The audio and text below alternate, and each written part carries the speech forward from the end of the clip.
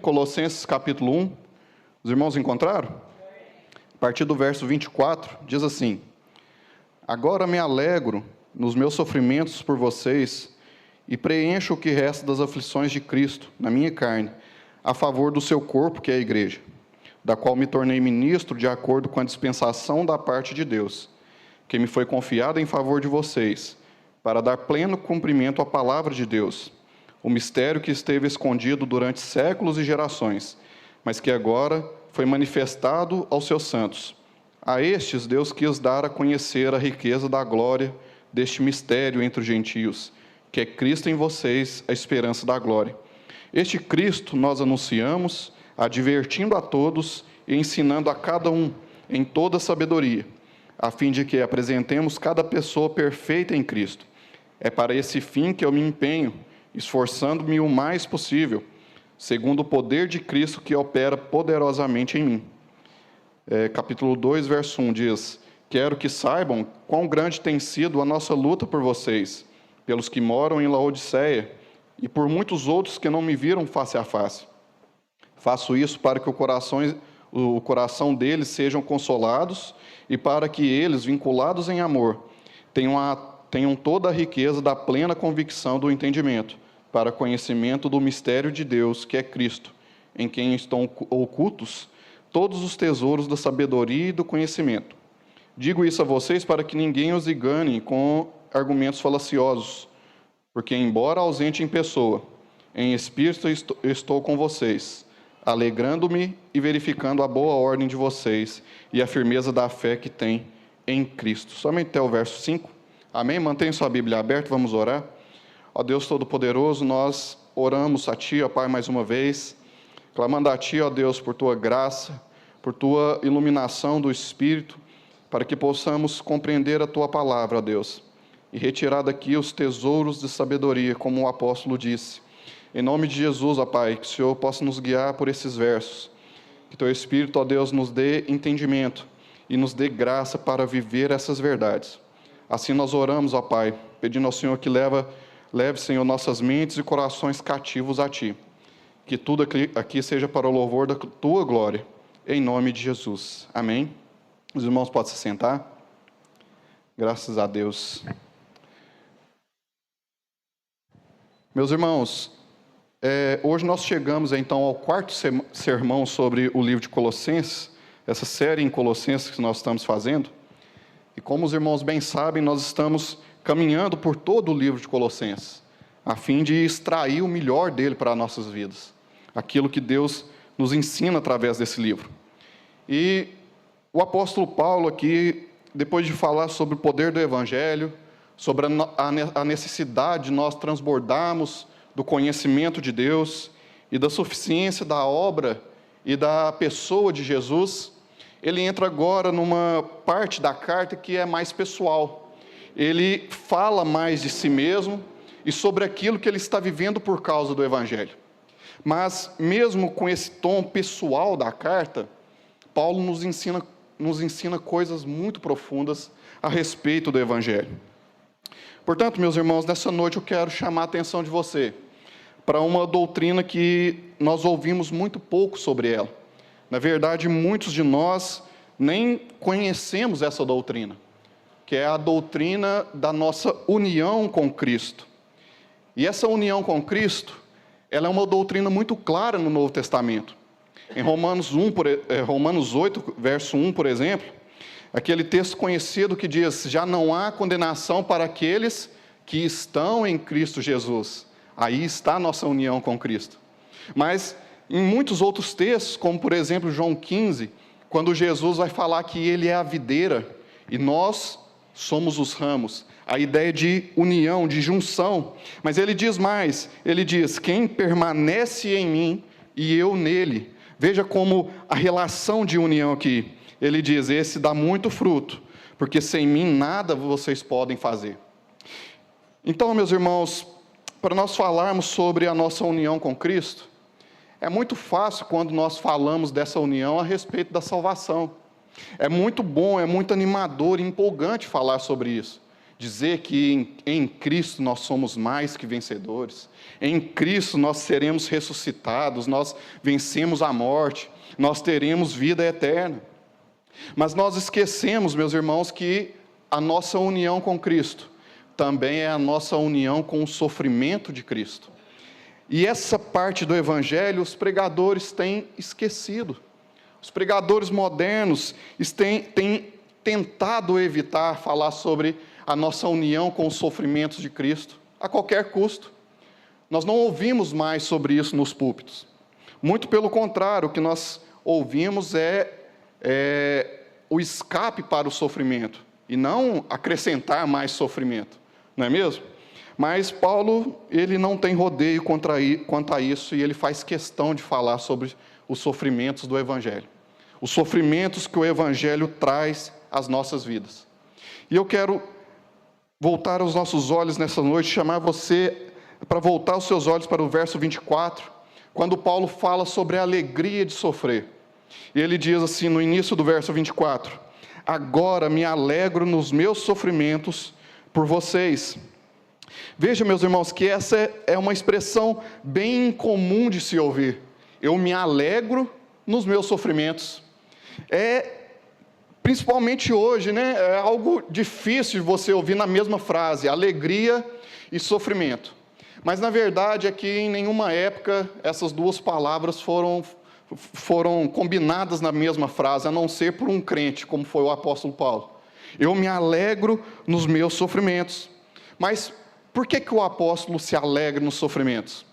Porque, meus irmãos, ele não tinha em vista a recompensa nessa vida terrena.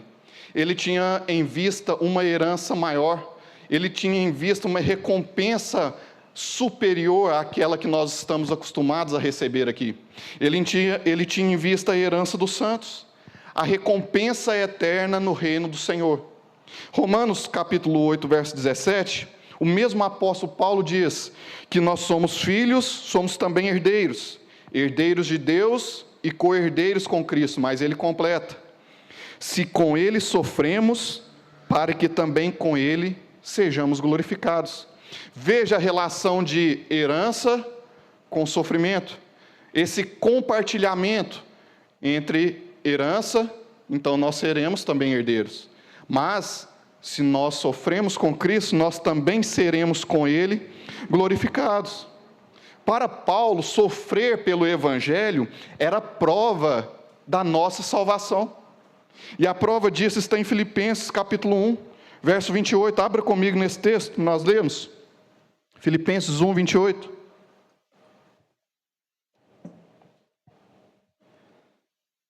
Um pouco mais à frente está Filipenses, ele diz, no livro de Filipenses capítulo 1, verso 28. E que em nada se sentem intimidados pelos adversários, pois o que para eles é prova evidente de perdição, ou seja, a igreja está sendo perseguida, para eles a igreja está sendo derrotada. Para vocês é sinal de salvação, e isto da parte de Deus. Verso 29, porque vocês receberam a graça de sofrer por Cristo, e não somente de crer nele. Essa é a ideia do apóstolo Paulo quando ele diz, eu me alegro nos meus sofrimentos. Mas ele continua e diz agora, ele diz uma frase que deixa uma pulga atrás das nossas orelhas, que ele diz, eu preencho o que resta das aflições de Cristo na minha carne. Veja bem, meus irmãos, Paulo não está dizendo aqui que de alguma forma ou alguma medida, ele está completando a obra redentiva de Cristo na cruz. Ele não está dizendo que de alguma forma ele tem que completar aquele sacrifício de Cristo.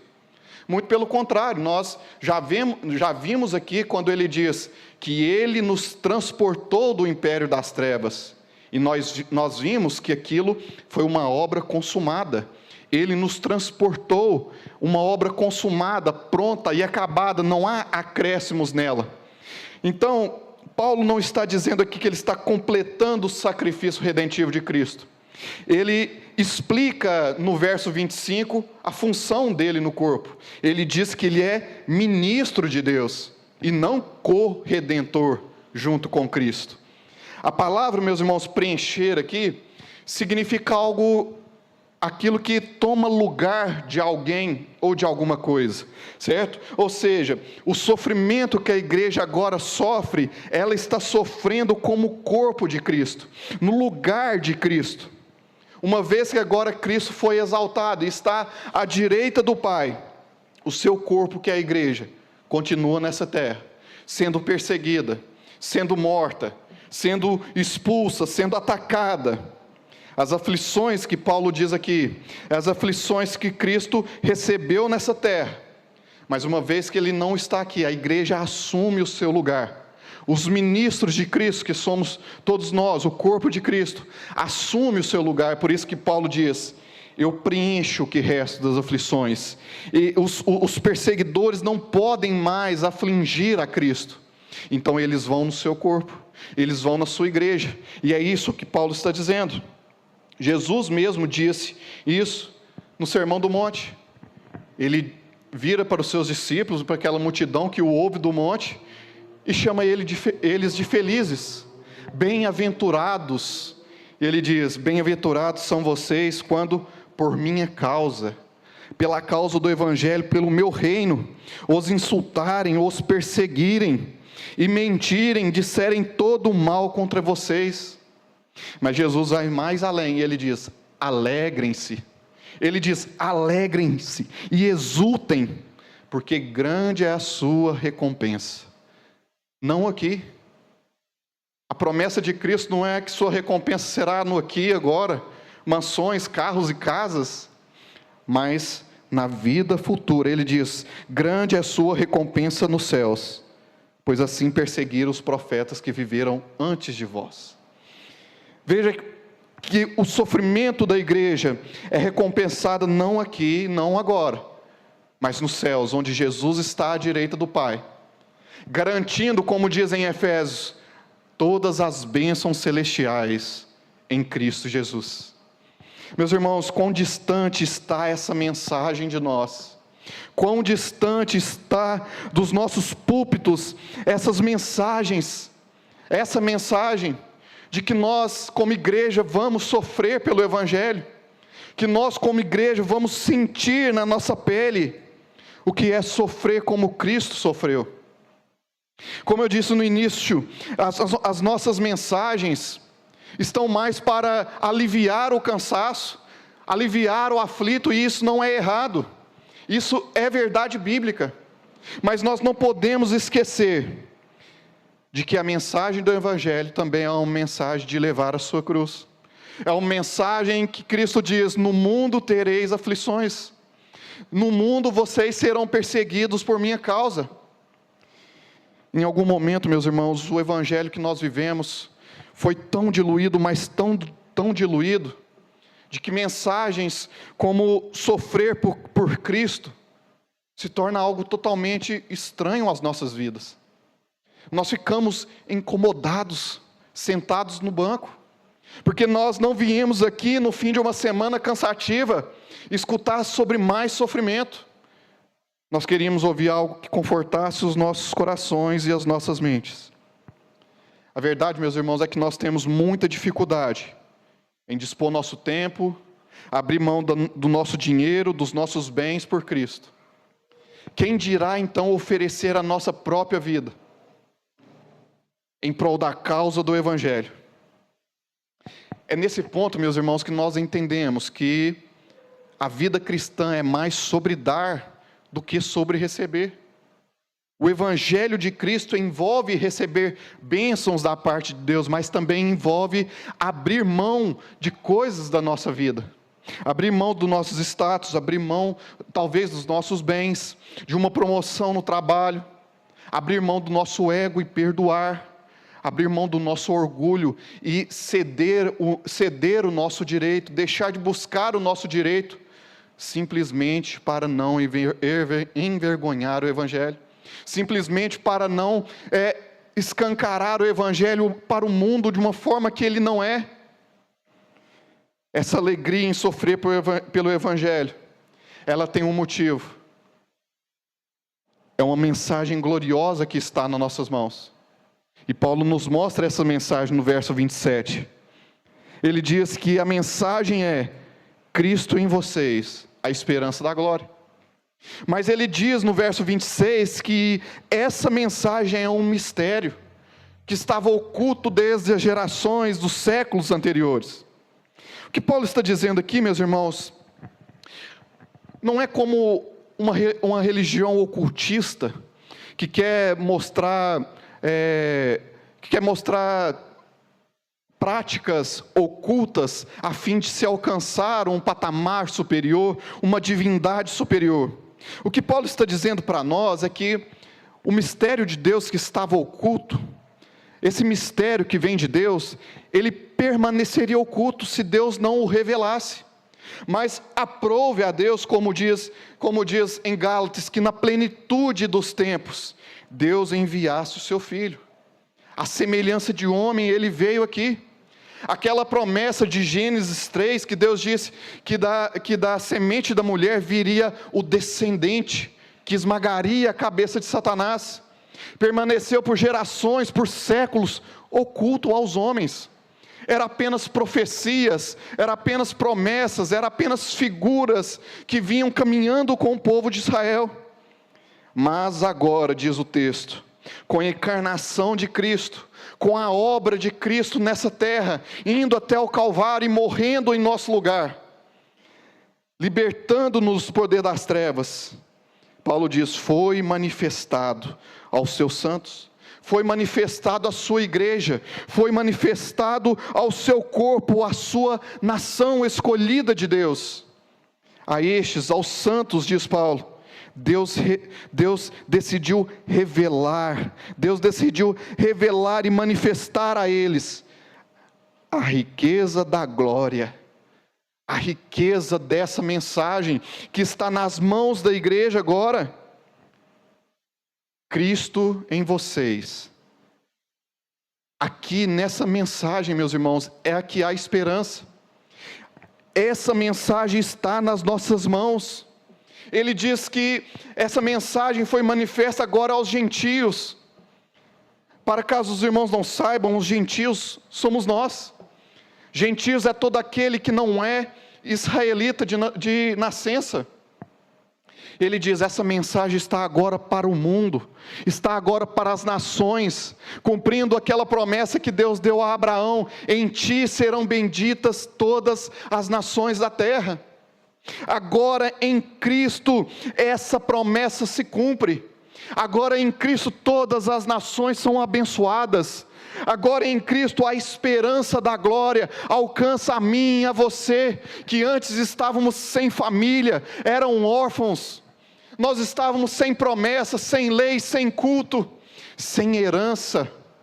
Nós estávamos sem Deus no mundo. Mas agora nós recebemos a mensagem gloriosa, Cristo em nós. Agora nós podemos olhar para o futuro e há esperança. E a esperança de uma glória que há de ser revelada na volta de Cristo. Irmãos, imagina que você descobrisse a cura do câncer. Imagine que tivesse isso nas suas mãos, você descobriu. Qual seria a sua reação se você soubesse que a sua descoberta mudaria a vida de milhões de pessoas? Que a sua descoberta traria esperança para aquele que está desanimado. A sua descoberta traria vida para aquele que está à beira da morte. Com toda certeza, meus irmãos, eu e você, nós não mediríamos esforços. Não importa o que se levantasse na nossa frente, toda resistência, todo empecilho, tudo aquilo que se levantasse contra nós, e a nossa vontade de espalhar a cura do câncer pelo mundo, nada iria nos parar. Nós arrumaríamos forças onde nós não tivéssemos mais força, para levar essa cura, porque é algo que traria vida àqueles que estão no leito de morte. Muito mais do que essa nossa imaginação aqui, muito mais do que a cura do câncer, é a mensagem gloriosa do Evangelho, de que Cristo é a esperança para esse mundo de trevas, de que Cristo, Ele é a salvação, Ele é a porta da esperança. Ele é o pão para o faminto. Ele é a água que mata a sede do sedento, a cura para aquele que está doente. Essa é a mensagem que está nas nossas mãos. Essa é a mensagem que nós, como igreja, carregamos e que temos a missão de levá-la àqueles que estão perdidos. Nós precisamos anunciar esse Jesus, custe o que custar. Nós precisamos tirar essa mensagem de dentro das quatro paredes. Nós precisamos tirar essa mensagem de dentro do nosso intelecto, do nosso coração, e levar para essa avenida aqui fora, como disse o Jesus. Todo tipo de pessoa passa por aqui, e nós, semana após semana, fazemos cultos e mais cultos. Nós precisamos romper aqueles portões. Nós precisamos ir lá fora, no mundo de trevas, onde a luz do Evangelho precisa brilhar. A mensagem do Evangelho anuncia Cristo e não denominação. Ela anuncia esperança e não medo. Nós, como corpo de Cristo, precisamos levantar a bandeira do Evangelho. Precisamos anunciar a qualquer custo. Sabendo, meus irmãos, que, como Paulo disse aos Coríntios, embora a nossa leve e momentânea tribulação produza para nós um eterno peso de glória. Eterno peso de glória. A nossa recompensa não está aqui. Você está disposto a sofrer e até mesmo morrer por essa mensagem? A renunciar o nosso ego, o nosso orgulho, o nosso status, e caminhar entre os perdidos, e anunciar essa mensagem de que Cristo é a esperança para esse mundo perdido, para o pecador que está sem direção. Ele é a salvação. Nós temos essa mensagem em nossas mãos, meus irmãos. Essa mensagem que não pode apenas curar do câncer, mas que pode livrar de uma eternidade de condenação.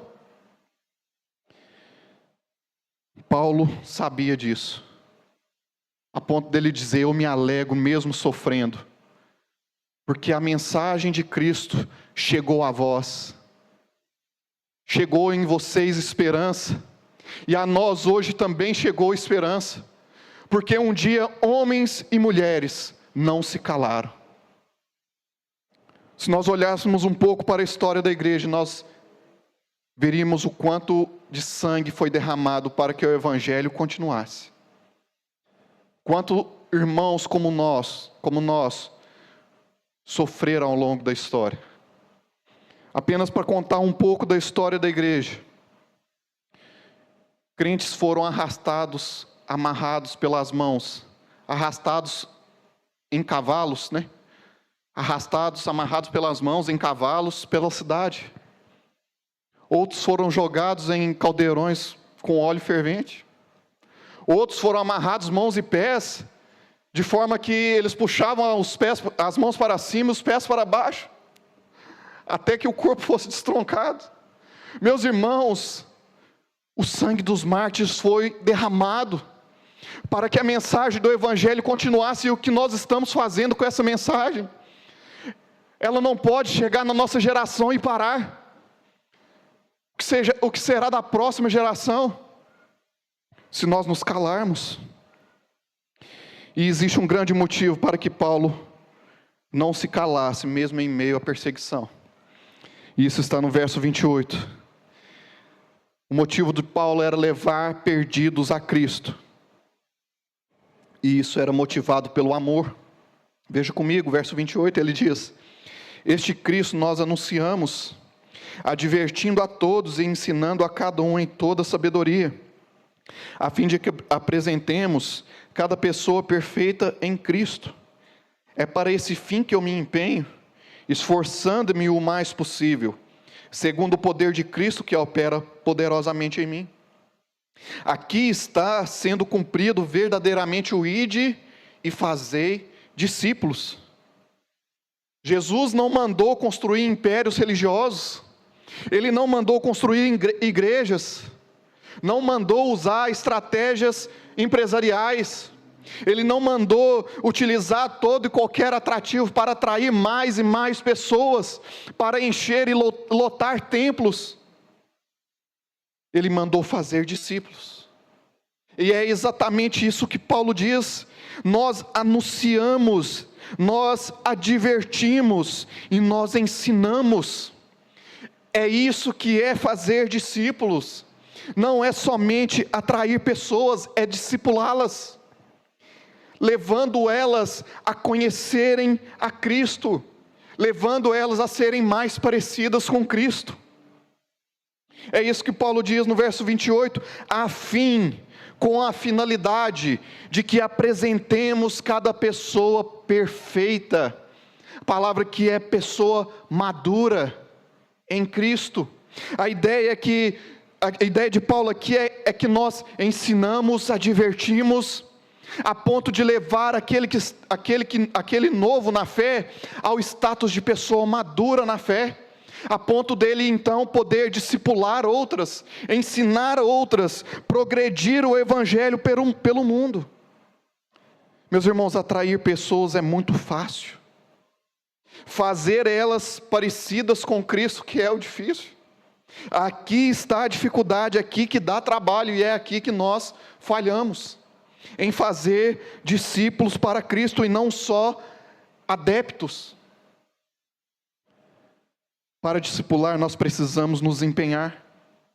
Para discipular nós precisamos estar preparados para guiar o novo na fé pela palavra de Deus, a fim de que ele se amolde a Cristo, que ele seja também parecido com Cristo. Por isso que Paulo diz no verso 29, é para esse fim que eu me empenho. A ideia aqui é que eu trabalho de forma cansativa, eu trabalho até a exaustão, e ele diz, esforçando-me o mais possível. É interessante essa palavra aqui, que é a palavra agonizar. Eu luto, eu agonizo em favor das almas, em favor de vocês. É isso que Paulo está dizendo. Mas não na força, não na minha força, não no meu braço. Paulo finaliza dizendo, segundo o poder de Cristo que opera poderosamente em mim.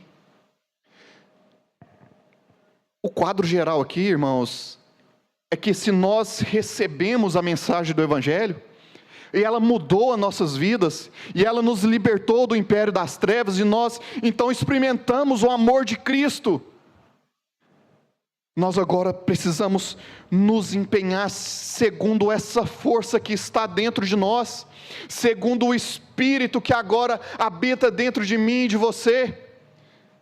Nós precisamos empenhar o máximo possível, para que mais pessoas sejam alcançadas por esse mesmo amor, para que mais pessoas sejam libertas, como um dia eu e você fomos. Quando foi a última vez que nós lutamos em oração por alguém? Quando foi a última vez que nós nos ajoelhamos e clamamos a Deus para que quebrantasse um coração endurecido? Aquela pessoa da família, aquele colega de trabalho, que faz piadinha com você por ser crente? Que dia que nós agonizamos por essas pessoas? Quando foi a última vez que nós investimos tempo em clamar a Deus por almas? Em clamar a Deus, dai-me almas. Quando foi a última vez que nós, pelo menos, dispensamos alguma atenção ao irmão do nosso lado, e carregamos o fardo junto com ele, e o discipulamos? Quando foi, meus irmãos, que nós paramos a última vez para ouvir o irmão que está caminhando conosco, ouvir os problemas dele, dizer, irmão, eu vou orar com você, eu vou te auxiliar? Precisamos, assim como Paulo, se esforçar o máximo possível para levar os perdidos a Cristo e fazer deles verdadeiros discípulos de Jesus, não meros membros de igreja. E Paulo faz tudo isso com um alvo muito específico.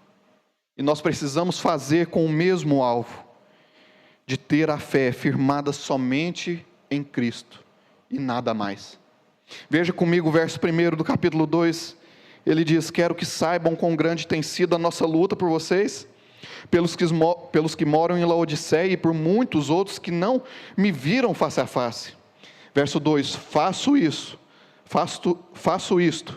para que o coração deles sejam consolados, e para que eles, vinculados em amor, tenham toda a riqueza da plena convicção do entendimento, para conhecimento do mistério de Deus, que é Cristo, em quem estão ocultos todos os tesouros da sabedoria e do conhecimento.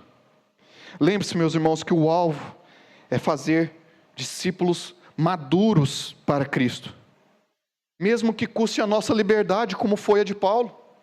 Eu sei que essa não é a nossa realidade aqui no Brasil, pelo menos por enquanto, mas existem países que os irmãos não podem pregar o Evangelho, nem mesmo carregar uma Bíblia. Muitos outros cultuam ao Senhor no meio de milharais, em silêncio baixinho, para que eles não sejam descobertos nem ouvidos. Muitos outros na história da igreja foram vendidos como escravos. Porque na ilha para onde eles iam, não tinha outra forma de acesso.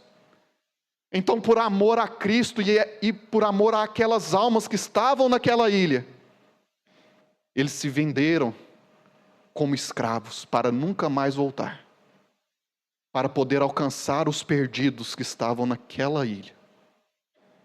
Meus irmãos, quando foi que nós perdemos esse fervor? Quando foi que nós perdemos esse amor pelas almas? De poder nos sacrificar assim por elas? Mas a batalha não é só contra a perseguição, é também contra os falsos mestres, os mentirosos que querem enganar o povo de Deus. É por isso que, de um lado, nós levamos pessoas a Cristo, mas por outro lado, nós precisamos discipulá-las, ensinar sobre Jesus para elas, para que a fé delas esteja firmada somente em Cristo. E é isso que Paulo disse aqui nesse texto que nós lemos. Eu quero ler de novo o verso 2 e 3. Eu quero ler numa versão um pouco mais atualizada, porque Paulo gosta muito de palavras difíceis. Mas veja como o coração de Paulo arde para que aquelas pessoas estejam firmadas somente em Cristo e nada mais, em nenhuma tradição humana, em nenhum ensinamento que acrescente algo a Cristo. Ele diz: eu trabalho para que o coração deles se encha de coragem e eles sejam unidos em amor, e assim fiquem completamente enriquecidos com a segurança que é dada pela verdadeira compreensão do segredo de Deus. Paulo está nos dizendo que há uma segurança em conhecer verdadeiramente o conhecimento de Deus, e esse conhecimento de Deus é Cristo. É Ele, diz o verso 3, o qual é a chave que abre todos os tesouros escondidos do conhecimento. O que Paulo está dizendo é que a vontade dele é que a igreja esteja cheia do verdadeiro conhecimento e do único conhecimento, que é o conhecimento de Deus manifestado na pessoa de Cristo. Ele ainda diz no verso 4: digo isso a vocês para que ninguém os engane com argumentos falaciosos, argumentos mentirosos. E esse é o grande ponto aqui. Nós estamos cercados de falsos ensinos, nós estamos cercados de falsas doutrinas que querem desviar a igreja do caminho de Cristo, que quer desviar a igreja da verdade. E hoje, meus irmãos, nós vemos os mais diversos absurdos dentro das igrejas. Quantas pessoas estão por aí desiludidas, com falsos ensinamentos, falsos mestres, que falam as coisas com palavras bonitas, frases bem estruturadas, mas que são mentiras. Sabe, irmãos, não é difícil identificar um erro grosseiro, como esse nós vemos por aí. A campanha do sal grosso. Algumas igrejas levantam uma parede de concreto para você vir derrubar as muralhas de Jericó. Isso não é difícil de você identificar como erro. O difícil é identificar aquilo que tem aparência de santidade, aquilo que vem embalado num pacote bonito, com palavras bonitas que massageiam o nosso coração e nos chamam de lindos, e tem um fundinho musical assim, uma luz perfeita, sentadinho na cadeira, um tom de voz bem cativador, e vem e te envolve e faz você pensar que você é o centro do mundo, faz você pensar que você é o centro do evangelho, que você pode exigir coisas para Deus, que Deus é o seu servo. Muitas dessas coisas parecem verdades, usam até textos bíblicos, mas estão distorcendo a verdade do evangelho e nos conduzindo ao engano. Estejamos seguros, meus irmãos, no verdadeiro conhecimento de Deus. Esse conhecimento, ele provém de Deus e é revelado em Cristo Jesus. É por isso que Paulo discorreu já tanto sobre a pessoa e a obra de Cristo.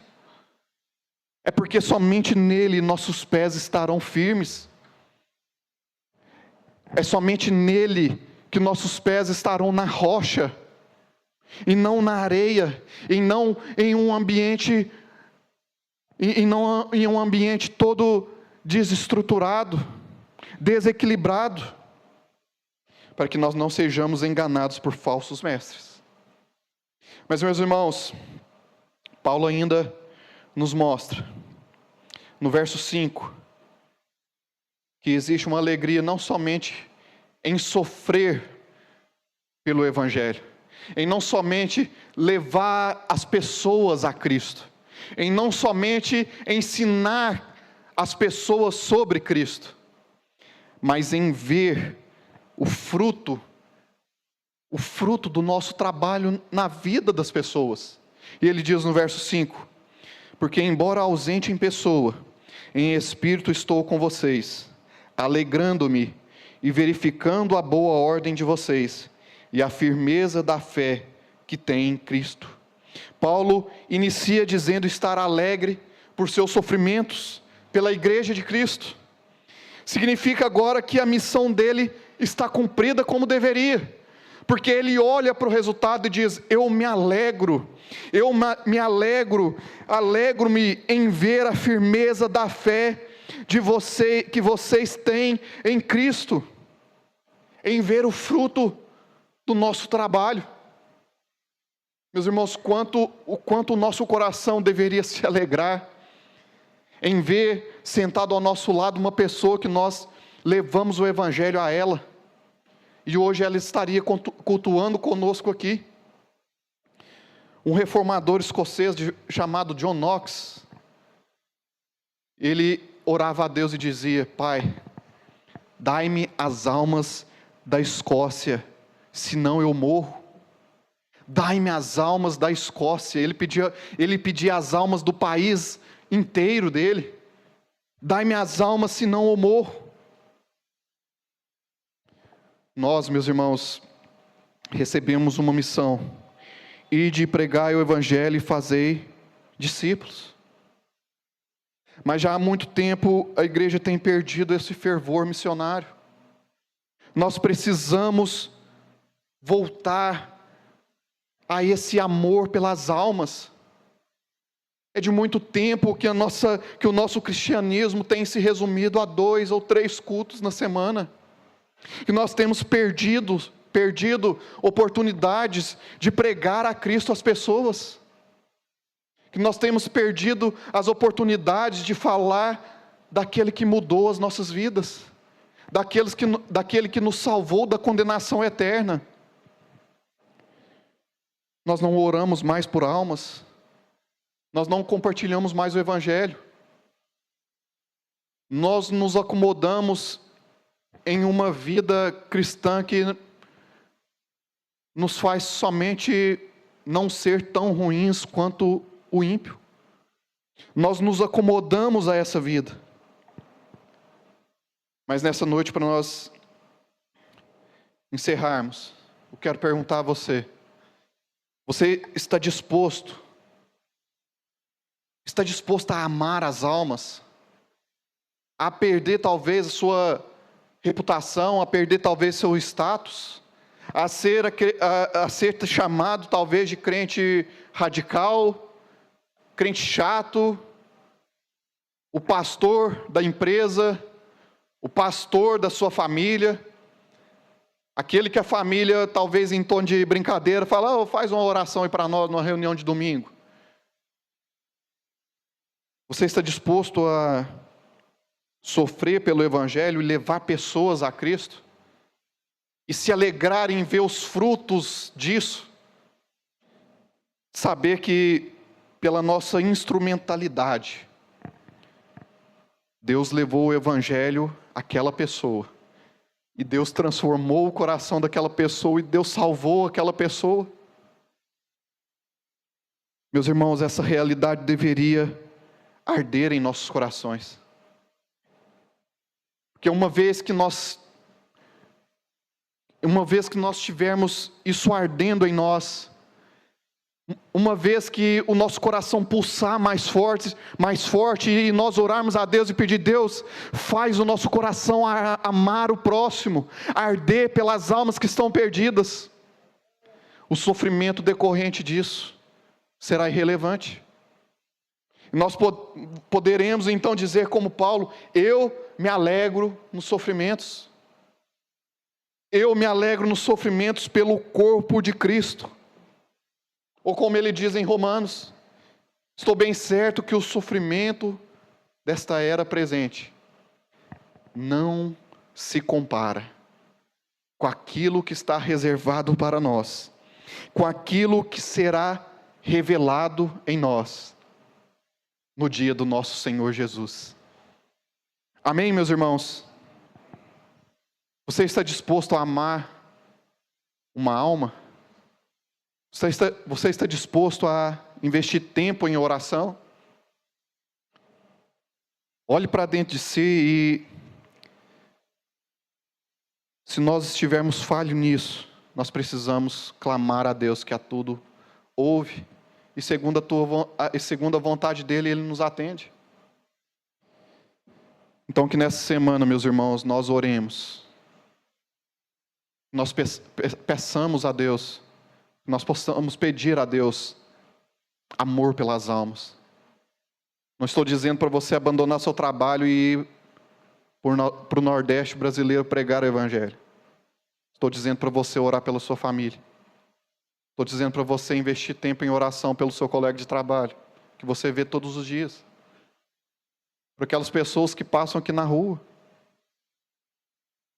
Meus irmãos, amemos as almas. Está nas nossas mãos a mensagem gloriosa. Cristo em nós. Esperança da glória. Esperança para esse mundo aí perdido. Não se cale. Não se omita da sua missão. Que nós possamos levar esse Evangelho a toda criatura. Amém? Curva sua cabeça.